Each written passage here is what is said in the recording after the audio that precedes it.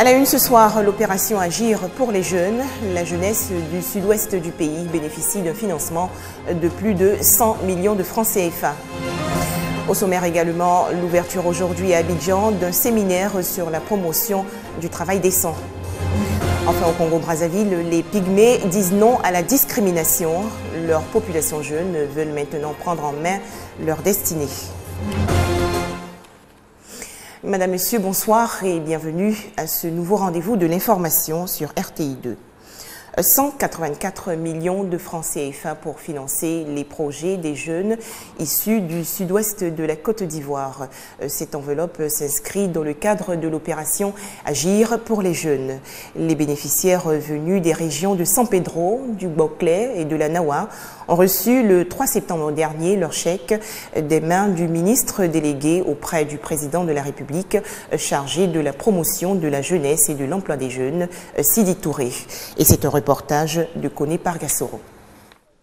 L'opération Agir pour les jeunes dans les régions de San Pedro, du Boclé et de la Nawa, initiée par le ministère de la promotion de la jeunesse et de l'emploi des jeunes, cette opération spéciale d'insertion des jeunes par le financement de projets a permis aux jeunes de ces différentes régions du pays dont les projets ont été retenus de recevoir leur chèque d'une valeur de plus de 184 millions de francs CFA.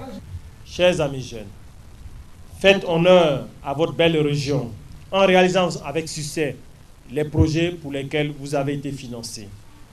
Inscrivez-vous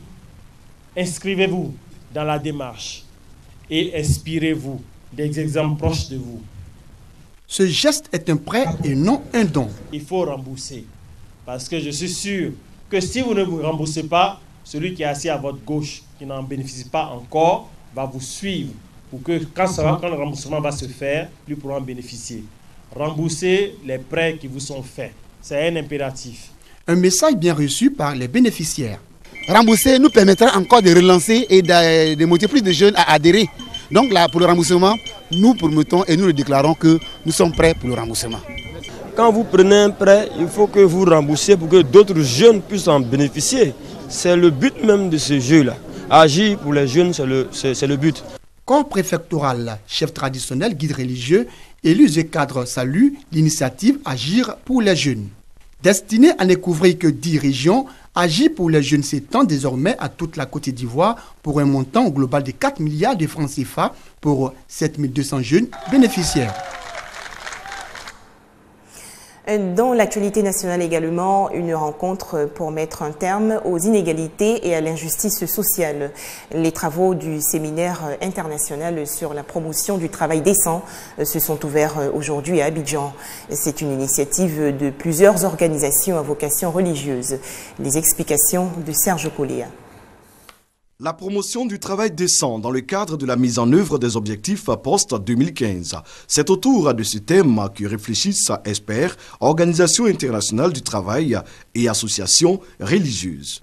Venus de plusieurs pays de la sous-région ouest-africaine, les participants vont étudier les bonnes pratiques en matière de travail en les mettant en rapport avec la vision des religieux. Le but fondamental qui est aujourd'hui recherché par l'Organisation internationale du travail est de faire en sorte que partout dans le monde, chaque femme, chaque homme puisse obtenir un emploi productif et un emploi de qualité dans des conditions de liberté, d'équité, de sécurité, mais aussi de dignité humaine. Lorsqu'on regarde cet idéal, cet objectif et la réalité aujourd'hui, le fossé est assez grand. L'agenda du travail décent, c'est l'objectif 8 du développement durable. Maintenant, comment est-ce que les institutions religieuses peuvent s'impliquer dans la mise en œuvre de cet agenda qui défend l'équité et la justice sociale pour que la voix puisse porter? C'est cela l'objectif de ce séminaire. Promouvoir le travail décent, c'est lutter contre la pauvreté. C'est pourquoi les participants entendent étudier toutes les actions à mettre en œuvre pour offrir aux populations un travail décent. Ce séminaire international se tient à Abidjan du 7 au 9 septembre 2015. Conférence des Nations Unies sur le climat 2015.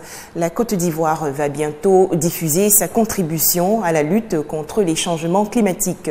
Les experts environnementaux ivoiriens ont participé aujourd'hui à un atelier dans la commune du Plateau. Des précisions de Herman Yamia. De cet atelier sortira le document final de la contribution nationale de la Côte d'Ivoire à la 21e conférence des parties COP21 qui se tiendra à Paris en France en décembre prochain. Et c'est le résultat d'un processus qui aura duré 10 mois. À l'issue des travaux de validation qui se tiennent au cours de cet atelier, le document final sera présenté au président de la République avant d'être soumis au plus tard fin septembre au secrétariat de la Convention cadre des Nations Unies sur le changement climatique. L'événement de ce jour est l'aboutissement d'un long processus participatif et inclusif d'élaboration des indices qui a impliqué plusieurs parties prenantes nationales. En témoigne le nombre de rencontres et d'ateliers d'information et de sensibilisation organisés et d'acteurs sectoriels consultés. Ce sont entre autres l'administration et structures techniques nationales, les universités, les instituts et centres de recherche. La Côte d'Ivoire, pour la réalisation de ce document, a bénéficié d'un appui considérable du PNUD, le Programme des Nations Unies pour le développement. Le 4e rapport scientifique publié en 2007 par le groupe d'experts intergouvernemental sur l'évolution du climat indique clairement que le réchauffement climatique est imputable à plus de 95% aux activités humaines génératrices d'importantes quantités de gaz à effet de serre. La période de 2000 à 2010, selon les experts, a enregistré les plus hauts niveaux de gaz à effet de serre. La conférence des parties, qui est l'organe suprême institué par la Convention cadre des Nations Unies sur les changements climatiques, est donc l'occasion pour les États d'adopter les décisions et de négocier de nouveaux engagements. Autre actualité, les comités techniques de la Commission nationale de la francophonie ont été installés officiellement. Ces institutions sont chargées notamment de mener des réflexions sur les différents axes d'intervention retenus par les sommets francophones. Franck Quadio. Ils ont un rôle prépondérant dans l'organisation des commissions nationales de la francophonie. Eux, ce sont les membres des comités techniques de la Commission nationale de la francophonie Côte d'Ivoire. Les 5 comités techniques de la francophonie s'occupant respectivement de la diversité culturelle, de la paix et de la démocratie, de l'éducation, du développement durable et des actions transversales viennent d'être installés. Suivi et promotion des programmes de l'Organisation internationale francophone en Côte d'Ivoire, l'essentiel de la mission. Aussitôt installé, le travail peut commencer. Ils vont se mettre en route pour Erevan en Arménie où va se tenir dans un mois le Conseil permanent de la francophonie, qui est une instance où est représenté le chef de l'État à travers son représentant personnel et où il y aura également conférence des ministres en charge de la francophonie qui devront faire le point depuis le dernier sommet de ce qui a été fait en Côte d'Ivoire et devront faire le point aussi sur les besoins de la Côte d'Ivoire en matière de programme dans évidemment les axes que traite la francophonie. Consolider les acquis de la Côte d'Ivoire dans l'espace francophone, la mission confiée au comité technique par le ministre de la Culture et de la francophonie. Cette ligne directrice qui doit vous amener à nous faire des propositions concrètes, des propositions applicables, conformes à la vision de la francophonie. Une francophonie ouverte au monde. Les membres des 5 comités techniques sont issus des différents ministères et des organisations nationales et non gouvernementales. Une salle de formation dédiée à la mémoire du professeur Alassane Salif Ndiaye. Cet ancien membre du Haut Conseil de la francophonie, par ailleurs ministre de la Recherche scientifique, est décédé en 2013.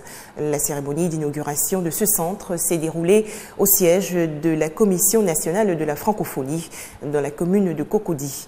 On retrouve Franck Quadio. Un coup de ciseau pour la coupure du ruban et un autre geste pour mieux découvrir le fronton. Salle de formation Alassane Salif Ndiaye, un hommage en effet rendu par la Commission nationale de la francophonie au regretté professeur Alassane Salif Ndiaye, ancien ministre de la Recherche scientifique et de la Culture.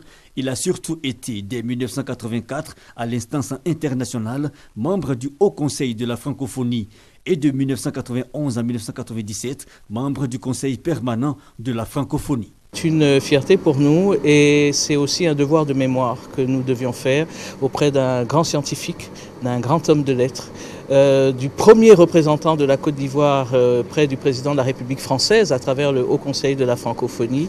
Et il fallait baptiser cette salle qui aujourd'hui est mise à la disposition du public de Côte d'Ivoire. Le professeur Alassane Salif Ndiaye aura occupé entre 1986 et 1993 plusieurs postes ministériels. Il fut aussi un homme qu'aura bien connu le ministre de la Culture et de la Francophonie, Maurice Bandama. En décidant de lui dédier une salle, la Commission nationale de la francophonie fait un devoir de mémoire, rappelant ainsi cette belle phrase qui plane au fronton du Panthéon en France et qui dit aux grands hommes, la patrie reconnaissante. Un hommage et des témoignages de ses pairs. Le professeur Alassane Salif Ndiaye, professeur émérite de biologie, a aussi occupé de hautes responsabilités politiques au PDCI RDA puis à l'UDPCI avant son décès suite à une longue maladie le 3 mars 2013 à Paris. À l'étranger, les pygmées du Congo-Brazzaville, longtemps victimes de discrimination, veulent mettre fin à ce racisme. On le sait, ces dernières décennies, ils ont assisté à la destruction de leurs forêts par la guerre et l'exploitation des arbres. Et bien aujourd'hui, les jeunes pygmées ont décidé de prendre leur destinée en main sur les bancs de l'université de Brazzaville. Discriminés, sans ressources, malgré ces obstacles, ils ont réussi à aller à l'université à Brazzaville, en République du Congo. Mais même ici, les étudiants de la communauté pygmée sont mis à l'écart. Karine étudie en master de droit et milite pour sa communauté. On se retrouve tous, on ne connaît pas les origines ethniques. Dès qu'on remarque seulement, ah, ça c'est une autochtone. En ce moment-là, les gens, en fait, le regard que les gens te portaient, ça change du coup. C'est la considération que les autres avaient envers toi. Du coup, ils ne peuvent plus te considérer parce que, comme ici au Congo, les autochtones sont considérés comme des sous-hommes. Les pygmées mesurent environ 1,50 m et sont appelés autochtones au Congo-Brazzaville, car ils sont considérés comme étant les premiers habitants de la région. On en compte environ 500 000 en Afrique centrale. Mais leur mode de vie n'est pas toujours bien compris. Ils ont leur culture bizarre, ils taillent des dents, ils mangent des trucs bizarres, tu vois. Des insectes, et des plantes que nous on ne mange pas à la cité, eux d'abord, ils mangent ça, donc du coup ça fait un peu peur, leur connaissance de la nature. Avec l'expansion des routes et des villes, de nombreux pygmées ont quitté la forêt, où ils vivaient de chasse et de cueillette. Dans ce camp, à 7 heures de route de la capitale, ils travaillent pour les Bantous, une autre frange de la population. Ils constituent aujourd'hui une main-d'œuvre bon marché pour le reste de la population congolaise. Nous, on en vend seulement les feuilles, les mfumbu. Donc, nous, on ne fait pas le manioc. Si on fabrique le manioc, les Bantous, on ne peut pas manger pour nous. Le gouvernement congolais lutte contre la discrimination dont les pygmées font l'objet. Mais il préfère insister sur l'intégration des populations autochtones dans la société plutôt que sur la préservation de leur vie en forêt. Aujourd'hui, nous mettons l'accent sur la santé, sur l'éducation. Il y a pas mal d'écoles qui sont créées par les sociétés forestières, par les ONG, par le gouvernement aussi, pour élever le niveau éducatif des autochtones. Et puis c'est par l'éducation aussi que demain, ils seront plus influents dans la prise de décision. La route est encore longue avant de voir les habitudes et les mentalités changer. Au Cameroun voisin, c'est aujourd'hui la rentrée scolaire 2015-2016. Une reprise des cours dans un contexte sécuritaire particulier en raison des attentats terroristes attribués à Boko Haram. Et pour rassurer les populations, les autorités camerounaises ont déployé des forces de sécurité et de défense à l'entrée des écoles. Retour en Afrique de l'Ouest avec l'affaire Hissène Habré. Le procès de l'ex-président tchadien a repris comme prévu aujourd'hui devant un tribunal spécial africain au Sénégal. Mais le prévenu a continué à faire de la résistance au point qu'il a dû être amené et maintenu de force à la barre. Hissène Habré est accusé de crimes contre l'humanité. Les Guatémaltèques ont voté hier pour la présidentielle. Ils ont placé Jimmy Morales, un humoriste sans expérience politique, en tête du premier tour du scrutin. Le second tour est prévu pour le 25 octobre prochain. Un candidat atypique en tête du premier tour au Guatemala. Après une semaine rocambolesque, Jimmy Morales, 46 ans, un acteur comique sans expérience politique, décroche les faveurs des Guatémaltèques, désireux de secouer un système corrompu. Le président conservateur Otto Pérez, démissionnaire la semaine dernière, a été placé en garde à vue sur des soupçons de corruption. Excellent début de semaine à tous sur RTI2.